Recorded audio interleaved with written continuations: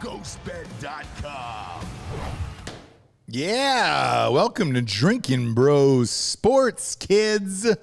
Tonight could be the end of the NBA Finals tonight, D'Anthony. Breaking news, they have announced that they're going to allow 60+ thousand fans outside the stadium in the Deer District. So win or lose, that city's going to burn tonight. I don't think that it'll burn if they lose because they still have one game left. Yeah. I don't know, man. When there's that many people that close to a stadium like that and you lose, I think shit could go sideways. We're not talking about Philadelphia here. It's Milwaukee. Well, hey, shut the fuck up over there. Oh, there we got Delco Dan piping up in the background. Speaking of which, our guest today is from. It says you're from just outside of Philadelphia. Jake Fischer, writer for Sports Illustrated. You got a book out called Built to Lose. Where is it at? We were trying to guess. Is it Delco?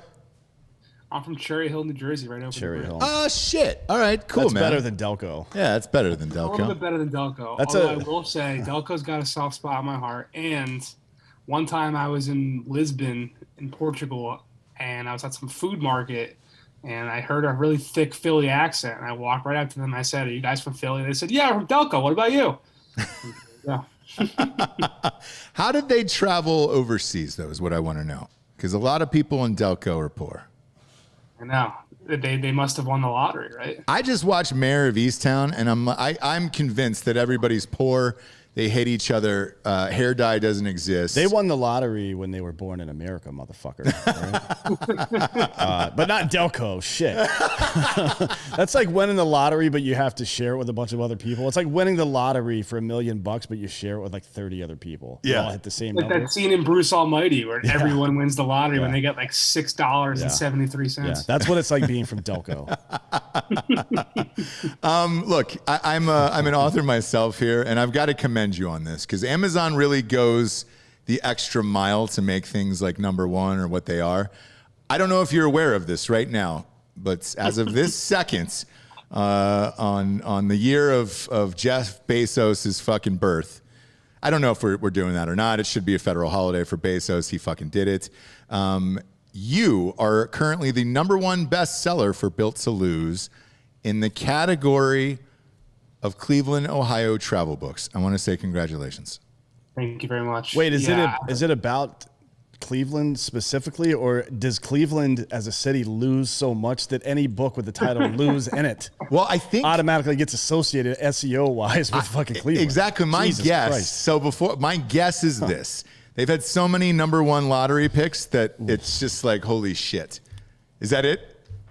Well, basically, that is correct, and somewhat being that Cleveland's in the book a lot because of that. But my publisher basically just tagged every city that's in the book often, and now it's that's the algorithm that's pumping me up. But I'll take it, right? Beggars can't be choosers on these bestseller rankings. So goddamn right. If I can get it, I'll take it, right? Didn't the Clippers kind of write the blueprint for all this stuff back in the 90s? Like they were a team. They were the only team in the NBA during a recession for the NBA that continued to make money. Yep. But they ran that. That was the style. It was basically like the Marlins, right? They would have a good team and then sell everybody, then have a decent team and then sell everybody. They never took a loss. Like every other NBA team were taking losses back then. That owner for the Clippers treated those guys like slaves.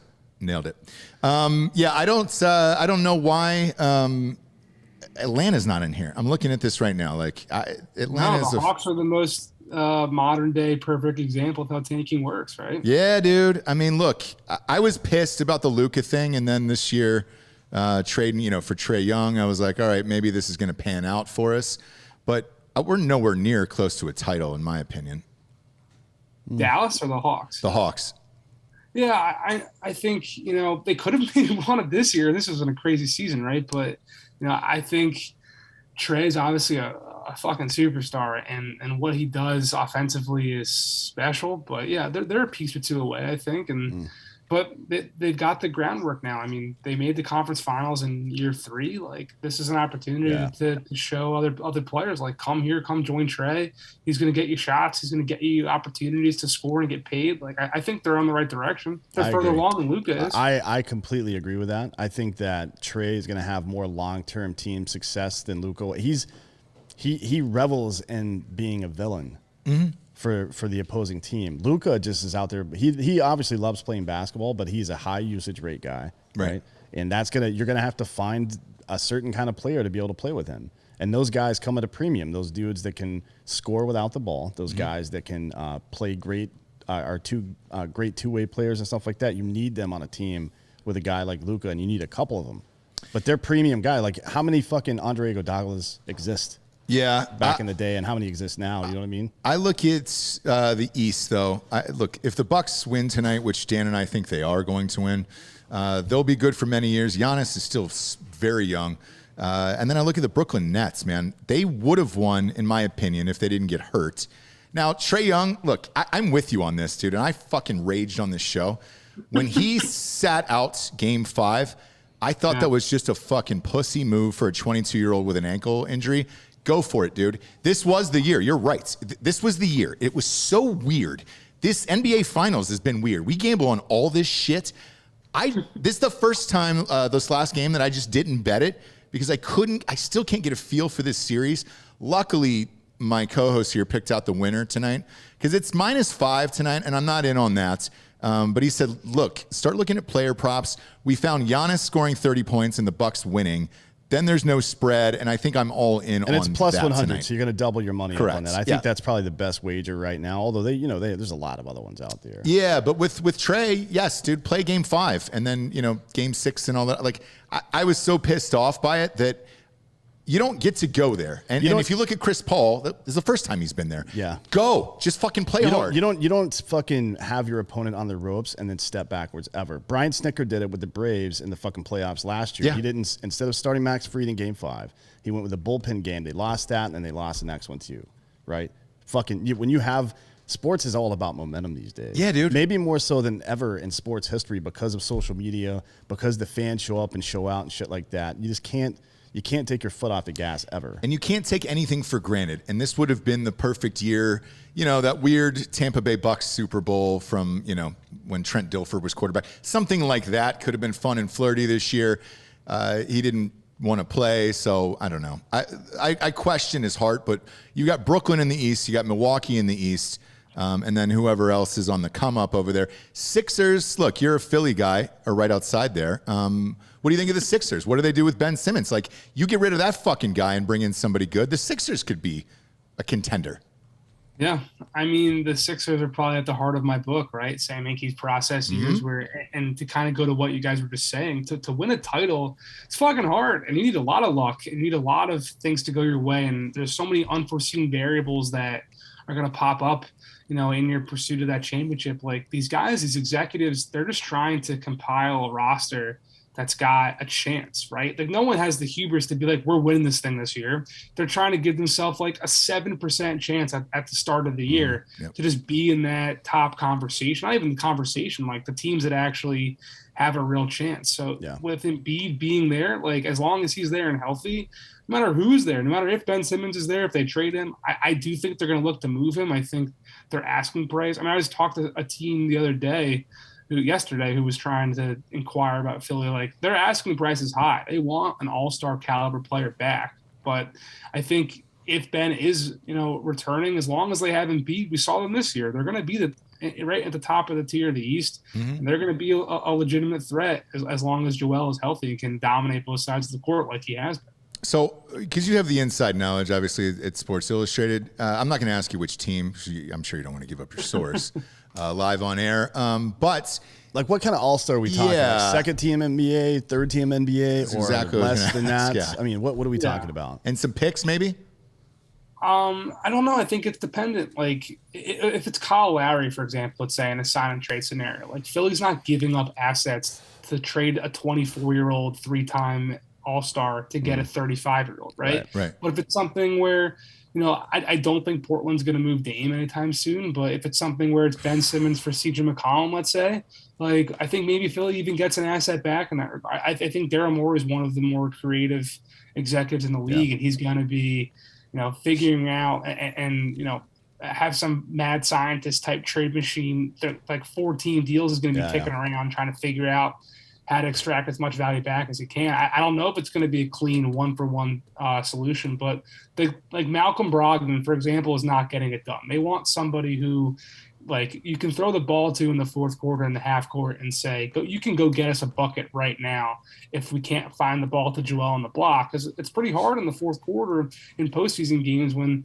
the court shrinks and defenses triple team Joel. Like, they need somebody else who can go get a shot, who can actually make a shot, unlike Ben. Well, who isn't afraid to take it at this point, too. Like, shoot or shoot, man. If Steph Curry could miss 10 shots in a row and he's going to take 10 more, he doesn't give a fuck. Same with Trae Young. Because it's a matter of probability at that point. He knows he's a fucking 42, 43% from the three, and from the free throw line, he's a 91% free throw shooter, right? He knows with enough volume, he's going to make his shots. It'll make it. He may make 10 in a row on the back end or whatever the case is, right? So Simmons lost it this year. Like in previous years, he's missed shots. He's not played up to his potential. His jump shot is terrible, so on and so forth. But this year, he stopped taking them. That's where he really made a mistake. Yeah. And I think that's where his value went way down, too. Because nobody respects a lack of confidence, not in this league. And the other thing about me that you don't know is that I like sex, pure sex in all sports, personalities, fun. I'll flop on my own fucking team. I've given up on Atlanta publicly on air a year ago. I went scorched earth in the whole city and denounced all of my teams, right? Because I want to see excitement, like with the Warriors. That was one of the funnest teams I've ever seen. If the Sixers get Dame Lillard, motherfucker, I will buy season tickets, dude. I think that dude's one of the sexiest dudes in the NBA, and I think with him on that team, you win a fucking title. You know dude. What scares me is this rumor that the Warriors are looking to fucking send Wiggin up there and something else in exchange for Dame. That's a problem. Like that, they're not gonna. It'll be. Will definitely poked around trying to get Dame. I know. Have they really? He's an Oakland guy. Why would they not do it? But here's the problem with that. They immediately turn into that Suns team, right, with fucking Nash and all those guys where they don't play any defense. It's just like 130 to 120 every day. Hey, man, I'm a Warriors fan. I lived there for fucking 10 years and watched probably 10 home games a season at a minimum. I would love that. Yeah. I would watch everybody in America would watch every single game with those guys. The same way they did when Durant was there. People were bitching about KD going there, but everybody watched every goddamn game. Oh, dude, and on the flight back, we were flying back from the McGregor fights, and there was a dude next to me, probably 22, 23 years old. On his iPad, he was watching old NBA Warriors games on his fucking iPad with KD and Steph and Clay and those guys, and I was like, I get it, man. Well, it was the last time they had good ratings, right? Yeah. I mean, Game 5 of last year's finals, I believe, got 18 million viewers, and last game got 9.5 million. Somewhere in there. No, those are the numbers. It's bad. It was. Or maybe it's 19. 19, like yeah. Before COVID, I think. Yeah. I don't know why it's so. I mean, maybe it's just because you have two small market teams playing right now, and nobody gives a shit. Or it could be Chris Middleton. Let me ask you your thoughts on what he looks like. If he looked different, would he be a superstar in this league? This is my take. My take is that if Chris Middleton was handsome, he would be a bona fide superstar. Yes. I've been saying this for months. We've said this on the show religiously, dude. He's also not like a sexy player either. Like when he has a highlight, it's like, oh, Chris Middleton, tough bucket. It's not like, wow, he broke this dude's ankles. He, left some guy and like he's just not a sexy player by appearance or playing style. I completely agree with you. So what do you think people like the casual or even the professional observer more so feels bad for the person for getting beaten by somebody that's so ugly? Is that what you think? Yeah. It is? Oh, yeah. Like you feel some level of pity instead of praising his performance. I felt more pain losing to the Bucks in that Hawks series because of how ugly Chris Middleton was, and he was dropping 40 points on us, and I was like, man, it felt like we were losing to my dad's buddies at the YMCA. Like that's what he looks like, where it's just underpants, still white underpants. The gray sweatpants are too baggy. You can see the underpants, and he's just rocking fucking mid-range jumpers, crushing your soul. He's a really nice dude. I sat down with him years ago in some hotel in New York because he had some ridiculous calf injury, I remember. Talked about his rehab and all that type of stuff. But he's not the most handsome guy on the street, especially not in that, and especially standing next to Giannis, right? Giannis is like literally a Greek god. Yeah. And Drew Holiday is a handsome guy. I mean, Dante DiVincenzo is a handsome guy. Chris Middleton he's just not a 10 on that scale. It's unfortunate. Hey, but you know what else is unfortunate is maybe these comments, because it also says your book here is number 3 in Milwaukee, Wisconsin travel books as well. So they haven't won in 40 years, right? Well, they're going to win tonight. They're going to win tonight. That could shoot to the top of the show. Do you have them winning tonight? I think the Suns are going to do it. I really do. I mean, losing 4 straight is tough, and they've been in it like in games 4 and 5. They were right there, right? Like, I don't know. I think, or 5 and 6. I think no, 4 and 5. Yeah, we're in game 6 tonight. I think the pressure is going to be on Milwaukee. I think they got the game of Drew Holiday's life in game 5. I don't know if that's replicable as much as I like Drew. And I think, this is the moment for Chris Paul to kind of redeem himself after a couple of bad stretches here. Is it too much pressure? Let me ask you that. Because you're driving into that stadium, and most of the players do drive in, and they park underground. You see 65,000 deer freaks out there waiting outside the stadium. You're driving through there. They know you're there. You're looking at them. You got 20,000 people inside the stadium. There's 100,000 people around you just waiting to explode. And you haven't won since what, 1974? Since before the merger. I think it was 72. Yeah, maybe. Was it Lou Alcindor? It was? Yeah. Nailed it. That's, to me, that's a lot of pressure going in. We had a fucking roundabout yesterday, a little guessing game of who it was. Only Hot Bob here. You can't see him because he's off camera. He's better looking than Chris Middleton. He was the only one to pick the Suns tonight on the show. But the money line's fat on that. If you're looking to gamble on mybookie.com, promo code Drinkin Bros, get you up to $1,000 back. So who knows? But a lot of teams fail to close out in Game 6 at home. That's a pretty regular occurrence, and Milwaukee's still a young team when it comes to this kind of pressure. Mm-hmm. And Giannis has actually had issues with the pressure this playoffs, with the countdowns and on the free throws and shit like that. It seems like the last week or two, he's kind of leaned into that. Like, you can see him listening to him and getting in a cadence with them talking shit and then taking his shot, which is a really good idea, by the way. Yeah. I don't know if anybody coached him to do that, or if he just figured it out, but he certainly has performed better in pressure situations over the last 3 games. Now we'll see, how that goes. And I'm worried about Chris Paul. I can't tell if he's injured or old or what. But he keeps making these weird ass plays that seem to be like he had an idea, but he couldn't execute it, like that losing the ball at the end of Game 4. Yeah. Where he was trying to make that move and cut back in and take a mid-range jump shot. You could tell what he was going to do, but his feet just slipped out from under him. I mean, that looked like Cliff Paul. It looked like Robert De Niro trying to kick that dude and the Irishman. You know what I mean? Yeah. It was no good. What do you think Chris Paul's issue's been this series? I think Drew Holiday's been in his shorts, covering him past half court. I think there's also been I don't want to speak for Chris Paul, but I think there's definitely been some injury stuff. I mean, this doesn't look right. Like, his handle's not as sharp. He doesn't he's not looking for a shot as aggressively as we've seen him in Game 1. I think, maybe also the age factor is a thing. Like, this has been a long journey, right? And the Thunder lost in the first round last year, but they were in that bubble, and there was that short turnaround. Like, covering the league from my apartment in Brooklyn, I'm fucking exhausted. My girlfriend's been begging me to take, she's like, when's the NBA done? Like, I can't imagine what it's like for these guys to be playing this deep into this year after that short off season at 37 or however old Chris Paul is. Like, it can't be easy. No, and you've seen it all, I would imagine. You've been a contributor to Bleacher Report, Sports Illustrated, Slam magazine. With all of that, do you know the day-to-day rigors, and are they honest with you off the record? Yeah, I've been covering the league for 8 years now. There's a lot I know that I will never share publicly, yes. Yeah, because one would imagine they probably look over and they're like, hey, dude, you're not going to talk about this, right? Yeah, I mean, there's a fine line between, we're off the record until we're on, and I mean, it's honestly, it's popped up in a lot of these guys are my friends now, right? And there's certain situations where it's like, you better not fucking write that. Right. But there's this weird, delicate song and dance going on,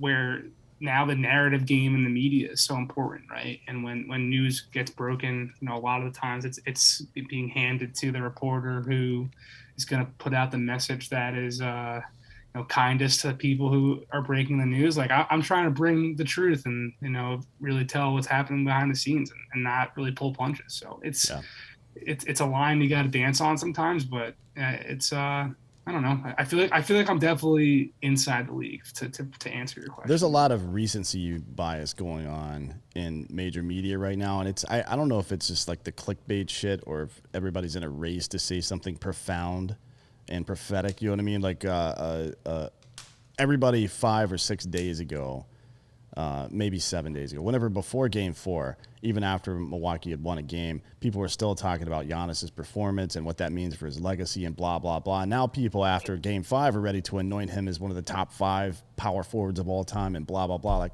can't we slow the fuck down? Yeah. And let this series at least finish and then start talking about this man's legacy? Yeah. We had John Sally on our show last week, Spider Sally, and he was just like, look, I think the Bucks are better without Giannis, and I think they're going to lose. And that was after the Game 1 loss, and it was like, whoa, let's see what happens here. But you're right. If he wins tonight, they're going to have a fucking statue of that guy outside of whatever they're calling the Milwaukee Bucks Stadium. Fiserv Forum, yeah. Hey, send me John Sally's contact info. Yeah, to write a second book here. So. By the way, one of the greatest interviews of all time. Yeah, he's hilarious. He will be as honest and open as you could possibly imagine. Doesn't care. Listen, Eddie is one of my favorite movies ever. It's an awful movie, but one of my favorite movies. And John Sally kills it in Eddie, and I will never forget that. He might be a better entertainer than he ever was a basketball player, and he was a pretty fucking good basketball player. He's really fucking funny. Yeah, he's super funny. So you're talking about Eddie with Whoopi Goldberg as the coach of the New York Knicks, correct? Exactly. Yeah. I just want to make sure we're clear on that one. I think we need to remake Joanna Man, but with John Sally. Well, they're doing it in the Olympics. You can watch it here in about 5 days. So it's going to be in the bodybuilding competition. Yeah. We'll find out what happens in that. Shot put, but you can't smoke weed though, because no. God forbid. By the way, shit. I heard, and maybe you can confirm this. You're on the ins. So I was talking earlier this morning about Kanye dropping a new album on Friday. There is a rumor that in Game 6 tonight, there's going to be a Nike commercial with the girl who smoked weed, and it's going to have Kanye's new song in it. Have you heard anything about that? I haven't, but I will say I remember 2013, I think, when Jay's Magna Carta came out. They took a whole block out during the finals, so that would not surprise me. Yeah, that's right. I remember that, dude. Shit. Goddamn. Like a 2-minute commercial or something like that. That seems like it was 80 years ago now, doesn't it? It does. It definitely does. I was a little Pisher intern at Slam Magazine back then, and now I'm an old, decrepit man with a bad back and no bum left knee. So. Speaking of the Olympics, we have a monsters bet here on set. I said that Team USA will not win the gold medal this year because of COVID, and I just don't think they're taking it as seriously as they have been in the past. It feels like it's going to be a weird down year over there. What do you think of Team USA? I think the funniest thing so far has been the clips about them waiting for calls to happen. I mean, that's another thing where the league's in a really bad spot. All these players flopping and playing for the whistle now, like that's something that's going to actually hurt them. And we've seen it in the exhibition so far. And these guys are just being slapped together on a roster and, figure it out type of deal. Like, obviously, they're in practice every day and whatnot, but they haven't played together. Like Australia and Argentina and Spain and Croatia and even Luka's, unit down in Slovenia, they're not loaded with NBA players, but they've got Goran Dragic. I don't even know if he's playing this year, but those teams have all been growing together every single offseason. They go back to their home country and they play. And I don't think the U.S. can just slap together a bunch of all-stars and somewhat stars anymore and just walk out there. I agree with you. There's a real chance that they don't get the gold medal in basketball. Look at that. I've already bet against it, so I'm amped about it. But it's probably great odds. Yeah, and then earlier today, the head of the IOC in Tokyo said that they don't even know if they're going to have the game. He still says he might pull the plug. I think we're too deep into that now. That it's too late. We're just going to play this out and see what happens. Have you heard anything from any of your NBA players? I have not. I think this seems like a thing just like in all professional sports where they're going to try to. I mean, there was a chance that there's definitely speculation around the league that Game 5 was going to get canceled after the Thanasis test or whatever the whole situation was him and that ref. Then a Bucks coach on Oppenheimer, but the show went on. I think in the business of sports, just like we saw with the bubble and everything else, they try to get that money flowing. They try to get this thing up in the air and flying and raining those checks down. So I think the Olympics will happen. Yeah, I'm with you on that one. I think you've gone too far now. Almost all the athletes are over there. It'll be weird if it breaks out mid-games, when you're getting into some of these semifinals and finals and a lot of these events, not just basketball, but track and field as well, because then what do? The best of the best aren't going to win, but then how do you shit on the people that work their entire lives to get that medal and then, maybe get that Office Depot commercial? Well, I mean, they're taking, we mentioned earlier, if they're taking people out for smoking a little weed, like there's no fairness, I think, with qualifications to play and all that type of stuff. It's just kind of like how it breaks well for you. And whoever's there in the moment is going to have a chance to win it. And they're going to, I don't know. I think the rules, especially with the IOC and all these governing bodies, like whenever there's an entity and like an agency, just like the NCAA is all fucked up and corrupt and they manipulate people, the IOC is the same type of way. Yeah, those guys don't give a shit. I mean, there's a reason why the World Cup's in Qatar, for Christ's sakes. But, people are dying building those stadiums over there. Then they should. The stadiums are more important than lives. We've said that 1,000 times on this show, If you have a beautiful stadium, people will pay a lot of money for years and years and years. You got to break a couple eggs, dude. If people die, they die. But then because it's like our great grandparents, where you go back and you're like, oh man, there's the Verrazano Bridge. My grandfather died on that bridge trying to build it, and he made a nickel an hour or whatever it was. You know what I'm saying? You know those stories. I do. I was worried of how far grandparents we were going here, but I'll settle for that. I stopped just shy of Holocaust. Okay. So you're welcome for that. I could see the look in your eyes and you were like, man, I hope he doesn't go there. I hope he doesn't say the Holocaust. I don't want to talk about Anne Frank today. And I knew you didn't, so I avoided it and just kind of tabled it on my own. Flip over to his screen, because this laughter here is just gonna. Now I'm going all in now. I'm going all in. Where's your little shoes at in the closet behind you? Yeah, my specialty is 2013 to 2021 NBA, not World War II history. Not the Third Reich. Speaking of which, all right. So, what's the craziest shit you've seen covering the NBA that you can actually talk about? There's a crazy story in the book, actually, that, everyone who's been to Vegas knows there's thousands of restaurants on the Strip, right? Mm. All those hotels, they got their Hooters, they got their whatever, you got the Taco Bell Cantina right in the middle. But, I remember back when Michael Malone was the coach of the Sacramento Kings, the Kings were like kind of good for a bit, right? And I know the Kings aren't that sexy, so I apologize that we're going there, but it's fine. Chris Webber, Vlade Divac, and those guys that year. Exactly. And the Boogie years, like it was always supposed to be Boogie's going to be the all-star to bring the Kings back to glory. Michael Malone was the coach. And there's all these rumors that they're going to fire Michael Malone for George Karl, which they obviously did, right? Mm-hmm. 6 months before that happened, at Summer League in Vegas, at one of these thousands of restaurants on the Strip, as the Kings coaching staff is walking out of the restaurant, who walks in at the same time but Vivek Ranadive with George Karl and at the time senior advisor Chris Mullin. Like they literally walked in with the new girlfriend in front of their current girlfriend's face and said, like, basically, we're not dating her, don't worry. And then they broke up with Michael Malone 6 months later and started dating the new girl. So that's the kind of savagery that happens behind the scenes in the league all the time. Executives fire coaches to save their own job. I remember a couple of years ago, there's like agents who represent these coaches, right? They will go to coaches and say, come sign with me because I can get you this job in this town. And player agents are trying to steal clients from other guys. It's just a cutthroat dog-eat-dog business that money rules everything, and your power and legacy is more important a lot of times for a lot of these people than the actual just like winning games. It's pretty fucking nuts. Yeah, and a lot of people go to Vegas for the off season because isn't the development? League, the summer league is there, and you're right. They're all at the same restaurants. Like shit, They're at Joe's Stone Crab. They're at Mastro's. We ran into them at what's that? God damn it! It's the restaurant near all those shops where the Christian Louis Vuitton is, but that has that spiral staircase and it's kind of exposed on the second floor. Yeah, Mastro's. Is that Mastro's? Yeah. Oh yeah. That's right. Chandelier bar. Yeah. Oh yeah. There's the Chandelier bar.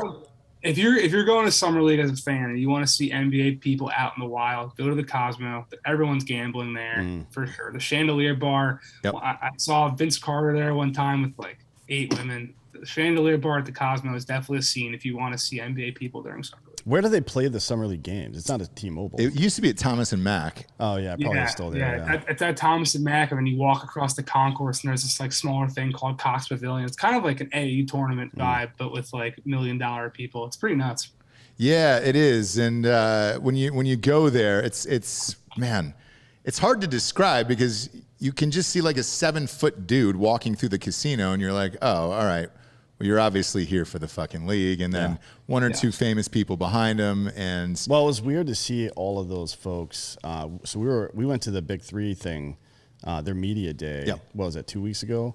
And I didn't expect it to be where it was. I guess it was at the Orleans Hotel and some fucking like a back part of that, and they just set up a basketball court on the second floor back there. Yeah. Like, all right, that seems kind of weird for Ice Cube.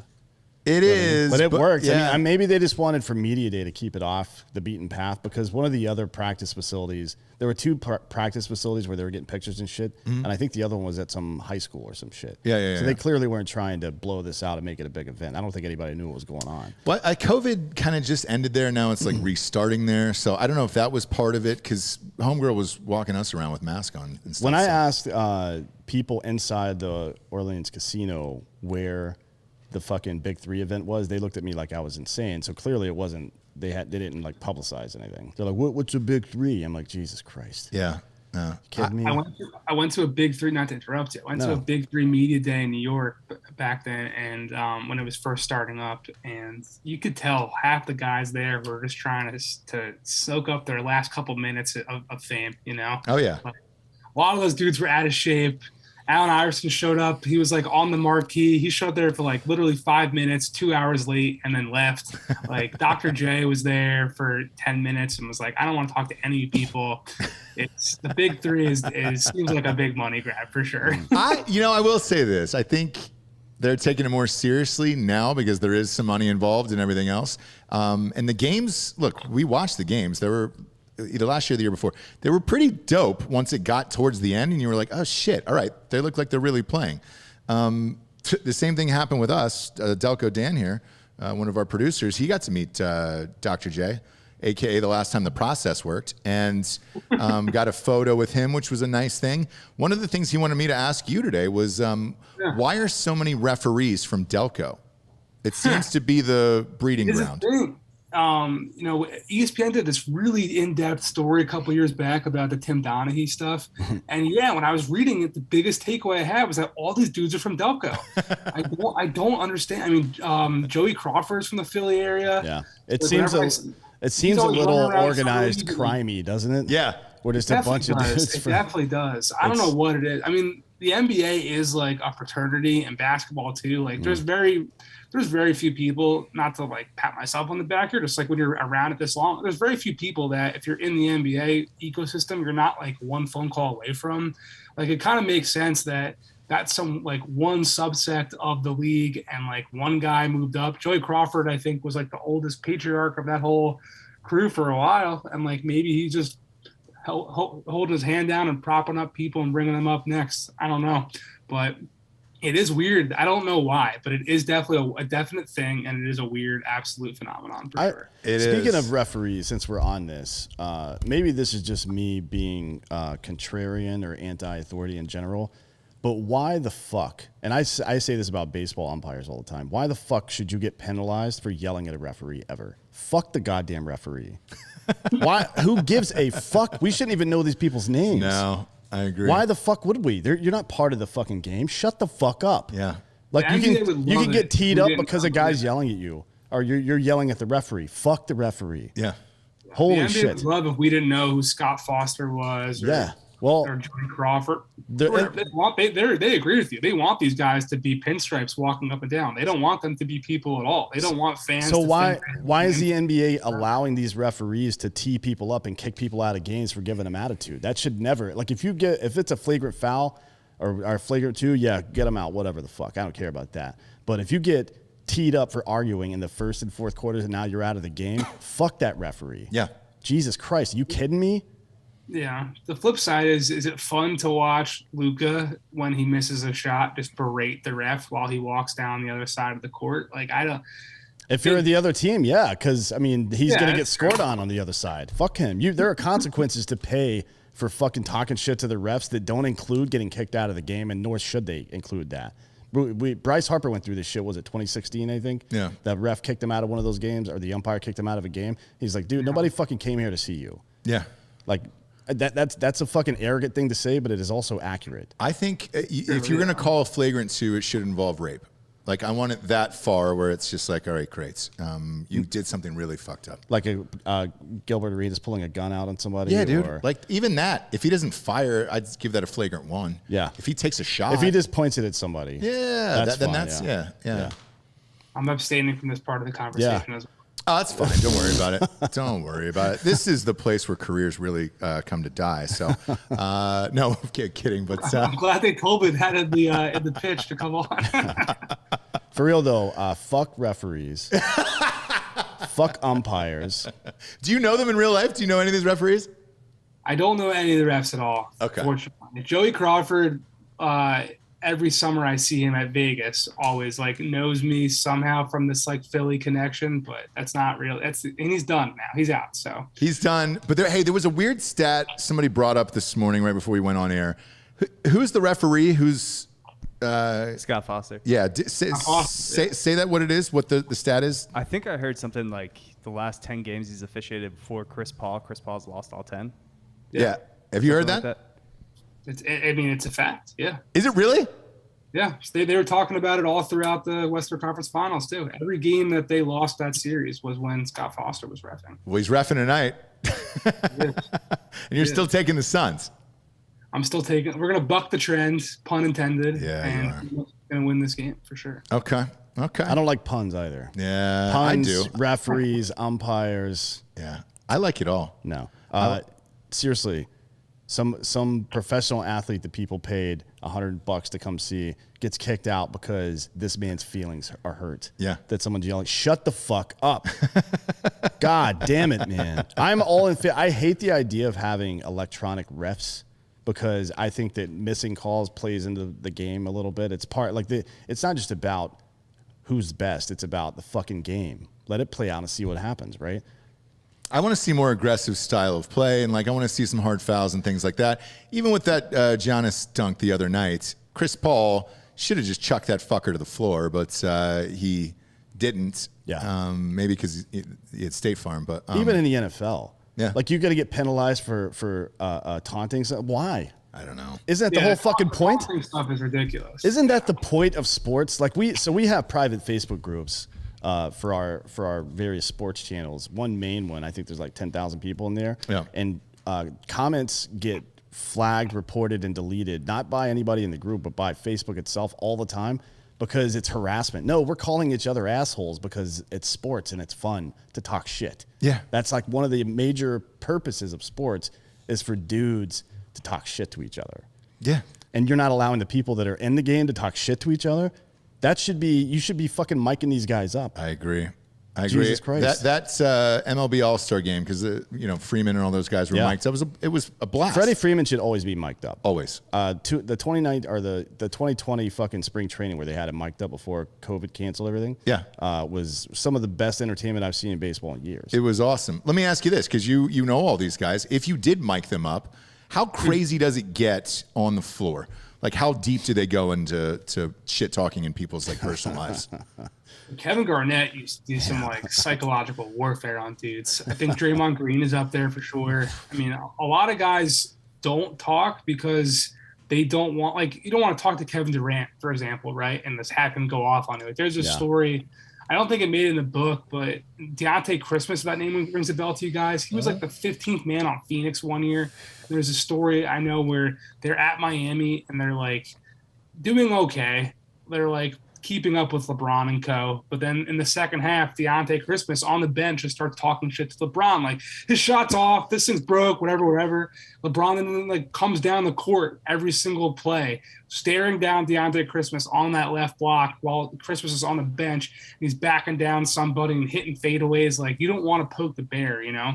So a lot of guys actually don't really talk that much because they don't want to, you know, incite their opponent. But the dudes who can fucking ball and don't care who's out there, like, they're talking shit left and right. A lot of them get off on it. Like, that's what Kobe did. Yeah. Kobe wanted to beat you and make you feel awful about it afterwards, which is, I think, why so many people love the guy. I love him. He's my favorite player for that exact reason. Wasn't it Lance Stevenson that would like blow in LeBron's ear when he was trying to? Yeah. That shit is fucking funny, It's man. awesome, man. J.R. Smith used to untie dude's shoes when they were standing at the free throw line. Oh, yeah. Do you have any good Kobe stories, by the way? For me, like, my personal interactions with him. Or just being courtside for a lot of this stuff, because let's face it, you know, I lived in Los Angeles for years. Getting a courtside ticket for a Lakers game is goddamn impossible. You know, unless you have press passes and things like that. Did you ever hear or see anything crazy out of Kobe, like when he was playing? Not me personally, but I do know from talking to a lot of people who were there that soft as Charmin practice, that famous practice where he's yelling at everyone, you know, you're soft as Charmin. So apparently they had, before that happened, you know, that was when the media all came into the practice. Before that happened, there was like a first half of that scrimmage, if you will, and they all huddled up afterwards. And Kobe was going at Jeremy Lin and Nick Young and a couple other players. He was calling them fucking pussies. You're all fucking pussies. And this one player, I forget, I'm blanking his name off the top of my head, was like, I ain't no pussy. And then they like broke. And that's when the rest of the media came in and we started seeing the soft as Charmin. We're all soft as Charmin, this motherfucker. It was incited by that little huddle right beforehand when he started challenging all those guys. And then someone else came back at Kobe. That's the real story behind that. That's really funny. Was that Smush Parker? Man. Yeah, was it Smush Parker? Smush Parker. It was like some guy who's not even in the league, and but like Smush Parker, but I forget his name. I'm sorry to be failing you here, but this is my I don't know. The book came out like 3 months ago, so at this point, I'm drawing a blank. No, it's fine. Look, there's so many fucking Kobe stories that it's. I wish there was somebody wrote a book about all of those things and just put them in there where it was like, hey, but he didn't give that kind of access to people, and then neither did Jordan.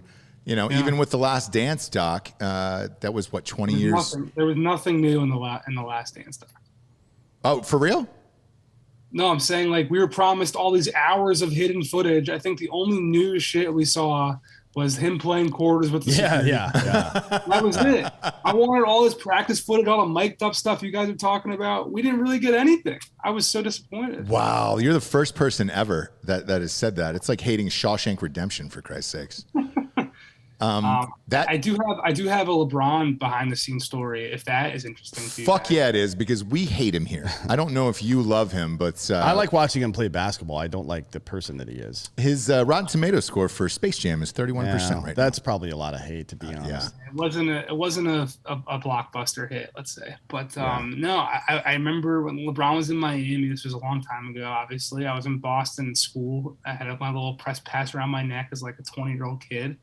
And LeBron was hurt that night, so he was speaking pregame at his locker. And that's when, like, you know, 50 people would surround his locker, right? So I was just walking around. I talked to Dwayne Wade and Greg Oden and Ray Allen, like all these guys one-on-one, because everyone was talking to LeBron. I'm doing my thing, like not really looking behind me, and all of a sudden I feel this, like, giant shadow bump into my back, and I look up, and it's LeBron, and he's eating M&M McFlurry from McDonald's. And for the life of me, I have no idea why I said this, but I was like, oh, man, it's like all about Oreo McFlurries, man. What are you doing? And he goes, I know. They were out of Oreo. So that's my one LeBron one-on-one. Fucking that's not even a LeBron story. That's a McDonald's can't get their ice cream shit fucking together story. What is wrong? This is the biggest restaurant in the history of America or any country ever, right? Yep. It's one of the largest businesses, certainly with global reach, and they can't figure out ice cream. Yeah. I'm going to look, every time you go there, the fucking ice cream machine is broken. I've taken my children there. They've cried in the back seats. But I want to get deeper into some LeBron shit because I know you fucking know, dude. I'm going to tell you what I know, okay? We're going to go onesie twosies here. Dan's on mushrooms. We're having a day. Could be the last day of the NBA. Your girlfriend's going to be super amped tomorrow morning. Let's get deep into some shit here.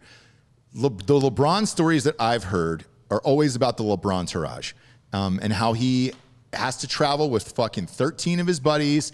They all have to have hotels, sometimes a different plane for these fucking assholes and everything else.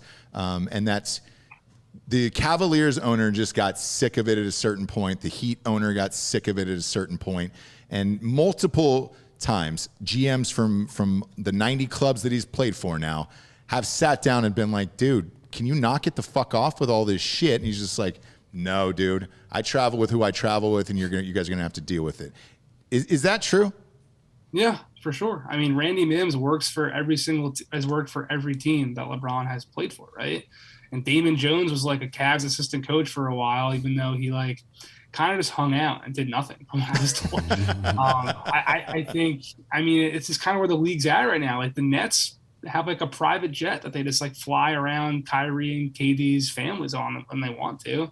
Like the NBA is at this point where the players are really controlling everything, and the teams that are willing to do it, they bend over backwards to give these guys everything they want. Like I've heard LeBron has his own massage therapist that comes in to work on him. That's like not with the team, like stuff like every little level, he kind of gets to operate as he wants to because he's LeBron. And I think it's kind of permeated throughout the whole league. He's just kind of set this tone, and now everyone's kind of doing it. Now, is that the death then of dominant franchises? Are we going to see a 3-4 year run, 5-6 year run from somebody again with multiple championships if the people on the ground are running the show on a day-to-day basis, not the general manager and certainly not the fucking coach, right? Yeah. I mean, we've never seen long-term success. LeBron James should have a lot more titles than he does right now. I understand that he didn't have help for a while. I understand this and that. The Warriors were great for a while and so on and so forth. But Phil Jackson figured it out in a time where people played pretty tough fucking basketball. Look, nobody else had Michael goddamn Jordan, obviously, but he was able to make all these personalities work together for a long period of time because for a lot of reasons. One, he was really great at his job. But two, I think being divorced from the day-to-day interaction between the players is probably part of that because there's no sides being taken at that point. Everybody knows that you're just trying to win games. Nobody thinks you're favoring this guy or that guy. If a guy is on the floor, if you're a player coach, that makes, to me, the idea of a dynasty becomes impossible at that point. Yeah, it seems strange. And, in LeBron's case, now that, like Dan said, the NBA players seem to be running the league, he was able to bring in just his fucking buddy, who's now the biggest sports agent in the NBA. He's able to make these trades happen. Like that AD trade was bullshit. He forced him out of New Orleans, got him over to play with LeBron, and then coupled that with a movie, speaking of Space Jam. Because now you're able to, when you own an entertainment company, I just saw that they got a cash raise of $750 for that entertainment company. Well, forget about AD and Space Jam. Who was the player that who was the most hyped player in that movie outside of LeBron? I have no idea. That's a great question. Was it? I don't even know who was in the movie. It was Damian Lillard. Yeah. Oh, Dame Lillard. Yeah. Okay. Yeah. He was wearing his character was basically wearing a purple and gold jersey. Yeah. Like, LeBron has done, from what I've heard behind the scenes, he's done everything. He's drafted Dame year after year after year in his All-Star team. Like these guys are pulling all the moves they can to try to allure the guy they want to come play with them. Is there a shot that he goes to the Lakers? No way. I don't think he would. They can't make it happen by trade, but they just don't have – the Lakers don't have the assets to do it. But I think LeBron's done everything he can to – I mean, the only way they can get Damian Lillard is if they include Anthony Davis in the trade. That's the only way. They're not going to do that. No, definitely not. I don't think Dame would do it anyways, to be honest. I don't know, man. He is a very, very deeply rooted Oakland personality, right? I don't think he would do it. How old is he? How old is Dame Lillard? He's 29, I think. Around 30, yeah. Fuck, dude. This is it. I mean, these next 3 to 4 years, that's his time to get a title. You got to start thinking about it 31. At least, man. Yeah. The next 3 to 4 years at large, I think, to go back to what we're saying, they're going to decide how this superstar player movement type era really lasts. Like right now, it feels like Pandora's box has been open and the players have all the power. But like you guys were saying, like if the team like the Bucks, who they made this big splashy move to get Drew, but they've kind of built that organically. Same with Phoenix, like they traded for Chris Paul, but they drafted a lot of those pieces and slowly added to it. Like if it's not so, and like the Rockets, we saw with James Harden, like the second they lose him, they just become like nothing. But that's to say that can happen to any team. If you're adding these guys so quickly, you can lose them that quickly too. So. Right. If we do see teams like the Bucks and Phoenix and other teams that were more slowly built, maybe like Atlanta, actually have real staying power, look what happened with the Lakers and AD this year. When you're so top heavy, and you these three guys take up 80% of your cap, it increases your margin for error. So maybe there will be a trend to switch back at a certain point. At this point, I don't see it happening, but maybe we'll get there in a couple of years. What do you think the possibility is that Wiggin and Dame Lillard switch places? Because, I mean, that's a good deal for Portland, too, because they're taking 2 years off of a contract for a guy that clearly doesn't want to be there anymore. You know what I mean? It's almost like the fucking Aaron Rodgers situation. If you had that option to trade him now without taking the huge cap hit, I think Green Bay would have done it already. Do you think you have to throw in Wiseman in that deal? Maybe. Oh, definitely. Yeah. I think Dame is going to stick around for at least the first couple months of this season. That's kind of the word around the league right now. But, by the trade deadline, there's a real possibility that he moves, but right now, Knicks fans, Sixers fans, Lakers fans, whoever's photoshopping Dame into your team's jersey right now, like take a deep breath. It's not going to happen anytime soon, but maybe come 2022, it'll actually be a possibility. Since you brought up James Harden a second ago, I want to ask you about his Hoopers comments that has been going around the internet. Fucking A, dude. What are your thoughts on this?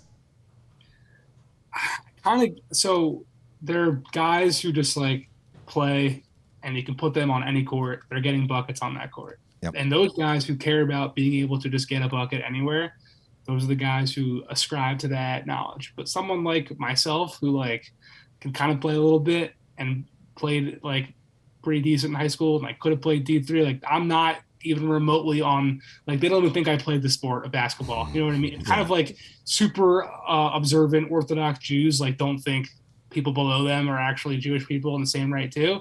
Like it's that type of thing.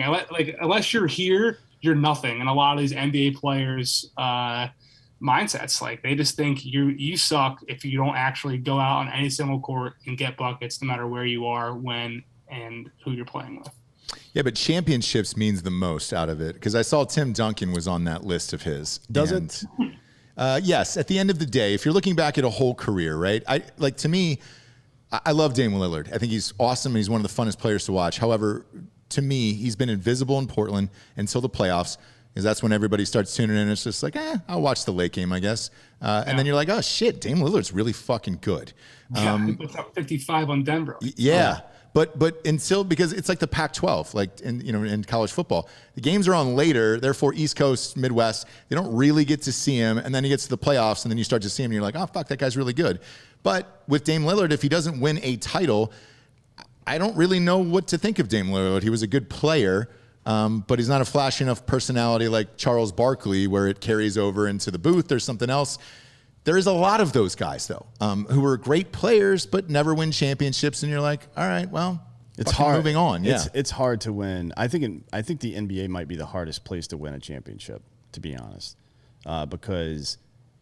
Well, first of all, 8 teams from each league get into the fucking playoffs each year. So it doesn't matter where you start from. You have to win 4 fucking series just to win the goddamn thing. And like he was saying with the cap, when you're so top heavy on one of those guys, if one of them goes down, like on the Nets this year or on Golden State in 19, dude. They lost 2 fucking guys that are fucking Hall of Famers for sure. Durant still almost pulled that off, by the way. Yeah. But well, I mean, it was. Yeah. He's an incredible player. I think Durant is the best player in the NBA, to be honest. I agree, and he's come back from this Achilles. I don't know why play in the Olympics, though, with risking that. No, after a short turnaround like that on the season. Seems strange. I'm with you on the Olympics thing this year, too. I thought it would have been awesome for all those guys to step out and let younger dudes get a shot. But, yeah, KD, I think he's got the respect of pretty much everybody being – like, I think he's if you injected true serum into every player, coach, agent, executive, whatever right now, I think he'd be the general consensus top player in the league. Well, I think he might be I think he's in the he could be in the argument for the best player of all time, to be honest, because he's like 6'11" and shoots that way. Right.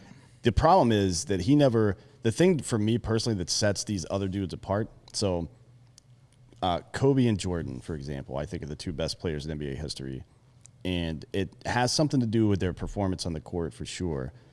But the drive, right? Yeah. And the drive is what made them great two-way players. These are two guys that are so great offensively that even if they didn't play defense, they would be top 10 players. That's how great they were. But they did play defense because they wanted to win more than anything else. I don't know that I get that out of KD. He played a couple of good years of really active defense with Golden State, and maybe that's just because Draymond was yelling at him the whole time. Right. But you haven't seen that for the rest of his career. He's bookended by bad defense. And there's no reason for that because he is a fucking excellent defender. Yeah, and he's also got a wild bald spot that's popped up. Why doesn't he shave his head? Did you ever ask him that? I have not asked him that, but I think it is super fascinating that him and LeBron both have these curious hairlines. It's very interesting. Well, I can answer the LeBron one if you want to know that one. Yeah. That hair follicle transplant. You know that scar that's on the huge scar that just magically showed up on the back of his head that day? And you were like, oh, man, I bumped into that camera on the floor on the thing, and that's what that scar's from. It's not. They take a straight line on the back of your head and remove the hair follicles, and they put them on the front. Now, you're supposed to grow out your hair to cover up the scar. If you don't, then you see the scar full time. LeBron should grow a fucking mullet then. Dude. That would be hilarious. Be awesome. Just Can we bring back the black mullet? A lot of NFL players had it in the 80s. Like they had the 3 lines shaved and the fucking black mullet. It would look great. It would look amazing on God him. damn it. Can we start bringing some fucking style back to sports? I'm tired of seeing Travis Kelce show up in these weird ass pants that they're not bell bottoms. They're this big all the way down. Yeah. What the fuck is that? It's very Viking. I honestly think that he's trolling people by the way he dresses. He is. But some of these other guys, like Russell Westbrook is known as a fashion guy. He looks like a fucking lunatic to me. Like, what are you wearing, dude? You're rich and you're still doing that shit? Get some normal fucking clothes. Although I'm advocating for a mullet, so I don't know if I'm really. Maybe. I don't know if when you're rich, you can wear whatever the fuck you want. Yeah, that's true. That is true. So speaking of the NBA, we've been talking about the NBA, right? Yeah. Let's get back to it before we close out here. I want to know, from your perspective, before we get to who might win and why tonight, the Suns had a bad game in Game 3 for sure. Like everybody pretty much had a bad game, but games 4 and 5 they didn't. They're shooting like over 40% from 3 in both of those games, over 50% from the field. Well, I guess 30% from 3 in the last one, but those games were close. Why did they lose with those performances from those players? I mean, Chris Paul had like 11 assists in Game 4. Yeah. Yeah, I mean, it can't just boil it down to one thing, right? I think it's like a bunch of different factors. I think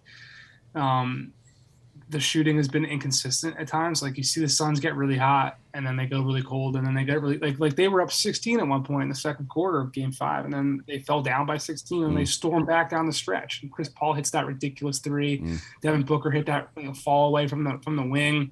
Like I think they just are streaky a little bit. And also, you know, the cross matchups in the second units have also been pretty interesting. And that's like a little wonky, nerdy answer for you. But I think like when Torrey Craig goes off the bench and he's hitting 40%, the Suns look a lot better. Same with Phoenix, same with Milwaukee when Pat Connaughton's drilling shots. Like a lot of times when a series goes 7 games, like when one guy just gets hot, that can swing a game for you. So I think both teams are so heavily based on the 3-point shot that the ebbs and flows of that performance from the role players tends to kind of swing some things sometimes.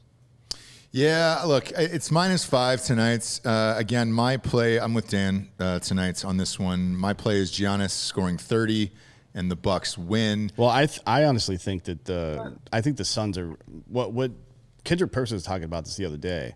It happens all the time. Fucking teams go road win to close out series like this. Or he's road win, and then Game 7's Game 7. Who knows what's going to happen? I think there's a good chance Phoenix will win tonight. I think the smart betting money is that Giannis parlay. Right, and that's what I'm going to do. Look, Devin Booker's had back-to-back 40-plus point games in losses. So I don't know what you'd have to pull off tonight in Game 6 in front of that crowd. It's going to be nuts. You're in the camp, though, that for real, like, do you think the Suns are going to win tonight? I do, yeah. I mean, I was rooting for the Suns to win it in 5 when they were up 2-0 for my personal vendetta against the league continuing on this season. But now that we're here, let's get it to be 7 games. Why not? When you say the league continuing on the season, what do you mean? Like, I'm ready for a vacation, man. Oh, yeah, for sure, yeah. I mean, it's been are we going to see a normal return this year? Is it going to be late October or early October when we start seeing games and then, moving into the regular season in late October? Is it going to be normal this year? How's that going to work out? Yeah, they're getting the calendar back as normal as possible, which, will again be another shortened off season. So but I wonder. By a month this time, right? Instead of multiple months. So it's still, it'll be a little bit of time. It'll be that, a month and a half off, and then teams will kind of regroup at the end of September stuff. But yeah, it's coming back. The league definitely, they have their dates. They've got their Christmas Day games. They've got their Martin Luther King slate. They've got the trade deadline in February. They want the finals. They always want the finals over in June, so they're not competing against football and baseball and all that type of stuff. So yeah. Where's your girlfriend want to go on vacation? I'm going to Hawaii to interview Don Nelson for something. Oh, wow. So no shit. She was interested in coming along. Didn't work out, but we'll figure out something. We went to Boston. I don't know. We'll figure out a trip or something. Maybe we'll just stay in New York. Who knows? So is she not coming with you to Hawaii for Don Nelson? She's not. Boy. Got to work, huh? That sucks. Come on, man. Come on. Before we get out of here, let's talk about the book, Built to Lose, How the NBA's Tanking Era Changed the League Forever. What's the premise here? What are you talking about? You know what it's talking about, goddammit. Yeah. The premise is, a quick synopsis. It wasn't just Sam Hinkie in Philly. All these analytical mind executives came to power on the same time. And Rob Hennigan in Orlando, Ryan McDonough in Phoenix, Pete D'Alessandro in Sacramento. The list goes on. And 2014 draft with Wiggins, your boy, who's going to get traded for Dame, and Jabari Parker and Joel Embiid, like, they were considered to be the best class since 2003. And those three obviously worked, right? LeBron, Wade, Bosh, Carmelo, they all were franchise-changing guys. So all these teams really thought that all those guys in 14 were going to do it the same way. And we saw a big portion of the league, they lost games on purpose to try to win in the future. So the book I talked to 300 people for it, players, agents, coaches, executives. It's got a ton of inside info and behind the scenes stories on what happened behind the scenes, again, like during those couple of years from around 2012 to 2016, when it was super in vogue to lose games on purpose to try to get these high draft picks and hopefully be like the Bucks are right now. Right. I didn't think it'd be Giannis, but Giannis is, they drafted him in 2013. Now he's potentially leading into the title. Yeah, and we can talk about Detroit. So Detroit's got the first pick. Is it Cade Cunningham? Is that where they're going? That seems to be the consensus. Yeah, I mean, there's definitely a lot of talk that their GM likes Evan Mobley a lot, but right now there's honestly, I think, pretty much a consensus around the league that the draft is trending towards Cade 1, Jalen Green 2, Evan Mobley 3. Jalen Green's from Jalen Suggs 4, and Scotty Suggs. Barnes going 5th to Orlando. That's kind of where things are trending right now. I think Jalen Suggs is going to have a very successful NBA career. I like Suggs a lot. I think he's going to be a fucking excellent player in the NBA. Big fan of that guy. I wonder if you're an NBA franchise, do you have to look, if you're Detroit right now, and say, hey, number one, I could choose one of these two guys, or do I punt? I mean, based on the research you've done in this book, does it make sense to, I guess it's not to tank necessarily, but is this guy worth my number one draft pick, or can I get a number one draft pick next year, right, by trading this draft pick now and have a better chance at a true franchise player? Yeah, is Cade Cunningham good enough? I mean, he's been considered the number one guy in this class for a while. Like, I remember back when he was on the U19 Team USA stuff a couple of years ago, the people I knew around that team were all talking about him back then. It's like, he's the guy. He's been the guy ever since. I mean, I don't think the Pistons aren't here to, like, stay here for a while. Like, the goal is to eventually get back, right? So there's a chance. I mean, I've heard they've definitely been open to trading down. I think if they got the right deal, I mean, I've heard they're looking for a future first and a young player. Like, that's a pretty steep price when you think about Philly gave up a future first only in 2017 to go up and get Markelle Fultz. Look how that worked out. But, I think there's definitely interest for Detroit to move down, but I think they'll probably stay and take Cade. Well, that's why I'm so interested in that, because somebody, I don't remember who it was, but I read the study, and I'm definitely going to read your book now because this sounds really fascinating. Somebody did a study on the NFL and the proclivity for teams to trade up to take what they thought were franchise players and how very rarely that works out. I mean, like it almost never works out, but they continue to do it. They're going to do it again year after year for whatever reason, because the impetus to win is now and blah, blah, blah, I guess. Yeah. But it doesn't make any sense. Very rarely does the number one pick in the NBA actually lead their team that drafted them to a championship too. Right. I mean, even LeBron, he did it with Cleveland, but he left first to go to Miami, right? So it's not as straightforward as the math makes it seem to be, but in a league where, if you're not the Lakers or Brooklyn or Miami, where you're in the competition to get these guys every offseason, like if you're Milwaukee or OKC or Detroit or Orlando, your best chance at getting superstar or all-star type guys is through the draft when they literally have no choice but to come to you if you draft them. Yeah. Greg Oden works out pretty well. I'm an Ohio State guy. Now's the point in the show we get to the Drinkin' Bro of the week, which is someone who has inspired you or helps you become the person you are today. Who would you like to give the Drinkin' Bro of the week to? Does it have to be something involved with alcohol? Or No. Actually, this show was actually Dan was in the military. Yeah, it's not about drinking. It's about not having to drink alone, right? So that way people aren't committing suicide. Yeah. We should probably explain drink. That. Like I've got water here with a little bit of Cardomax in it. I'm not drinking right now. I mean, Lee Jenkins was the lead NBA writer at Sports Illustrated for a long time when I was there too, and he's always a little hesitant to mention, or from when I mentioned that, being that he's with the Clippers now, and I want to be on the record that I did not talk to Lee regularly for intel, but he was a guy that I regularly, I read all of his stuff, and I would see like the details in his story, talking about when Kevin Durant got in a car, like it was a blue BMW and he sat in the left seat. I was like, man, what questions did this guy ask to even get that information, that type of stuff? And whenever I had a question, I would just call him and he'd answer and be happy to talk for however long. Lee was the man, and I greatly appreciate him. That's awesome. Yeah, we had Armin Kantayan on a couple weeks ago.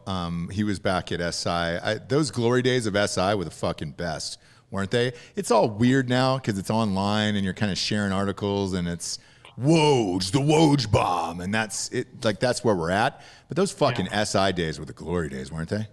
Yeah, SI was the dream for me for a long time.